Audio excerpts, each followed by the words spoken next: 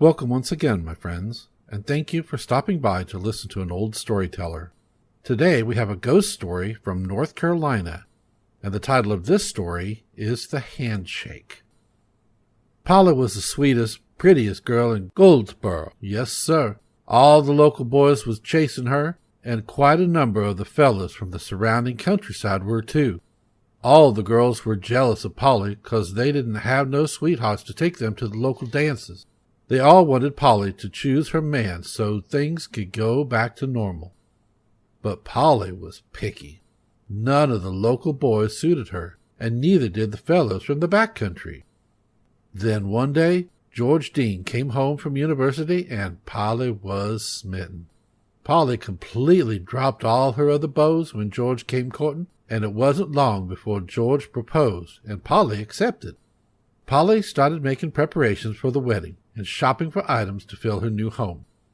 George wasn't too interested in all the fripperies and wedding details. He left the women folk to get on with it and started spending time down at the pool hall with some of his buddies. And that's where he met Helen, the owner's saucy daughter. She had bold black eyes and ruby red lips and a bad girl air that fascinated George. He spent more and more time at the pool hall and less time with Polly, who finally noticed in spite of all the hustle and bustle. Of course, Polly was furious. She immediately confronted George with the story, and he couldn't deny it.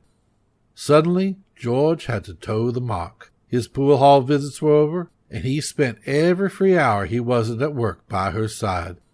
It didn't sit well with George, but his family backed Polly up, so he went along with it.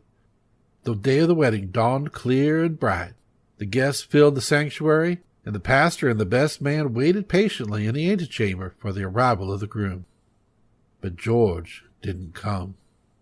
Eventually, they went searching for the missing bridegroom and found that he'd left town with Helen an hour before the wedding. With dread, Polly's mother went to tell her daughter what had happened. Polly, all bright and shining and lovely in her long white dress and soft wedding veil, turned pale when her mother broke the news. Then she stiffened, grabbed her left arm as a sudden pain ripped through it. She was dead from a massive heart attack long before she hit the floor. A few days later, Polly was buried in the churchyard, still wearing her white wedding dress and veil. The whole town came to the funeral and wept at the passing of such a beautiful young girl. George and Helen, who had spent the week happily honeymooning in the Outer Banks, arrived home at the very moment that the black-clad crowd exited the churchyard. Their arrival caused a commotion. The minister had to pull Polly's father off George before he killed him, and both George and Helen's family disowned the couple right there in the street in front of everybody. The couple fled town in disgrace. Time passed, and eventually the scandal was forgotten, until the day George's father passed away. It was rumored that he was to be buried in the local churchyard just a few plots away from the girl who had almost become his daughter. Suddenly, the story of Polly's jilting was revived, and folks wondered aloud if George would attend his father's funeral. But George was too clever for them.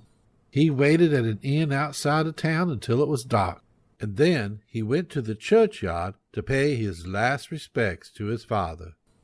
As he unburdened himself at his father's graveside, George heard a sweet female voice calling his name.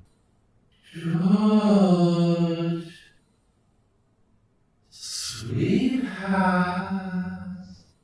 George looked up with sudden hope. Was that his mother come to forgive him? Then he saw, rising up from a grassy mound under a spreading oak tree, a figure in a long white gown and a soft veil.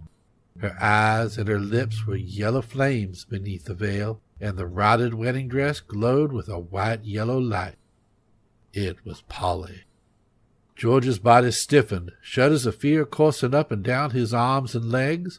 He put a shaking hand to his mouth and staggered backwards, the other hand outstretched to ward off the spectre floating toward him. The spectral bride cackled with angry laughter and swooped forward until its hand closed over George's outstretched one in the terrible parody of a handshake. The grip of the spectral bride was so cold it burned the skin. and so hard that the bones crunched as it squeezed. "Come along into the church, George," the glowing bride whispered. Through the veil, George could see maggots crawling in and out of Polly's flaming eye sockets. "No, Polly, no!"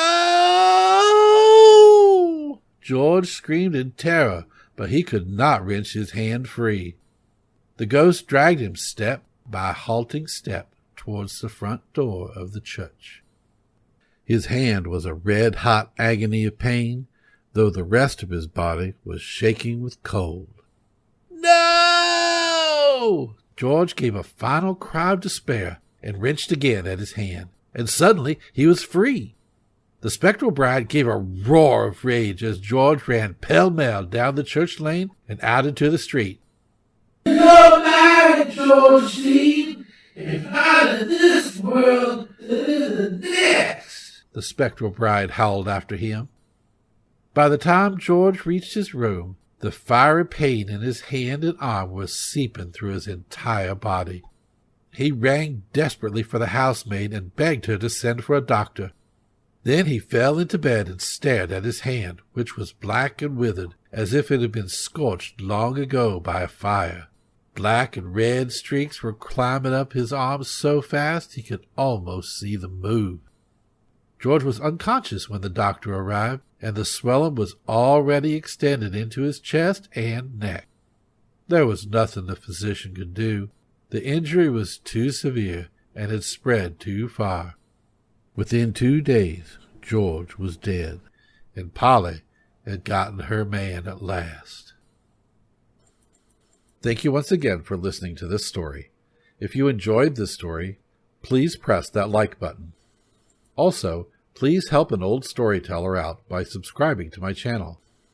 The next story will be posted in a few days, so until then, may your story continue to be a good one.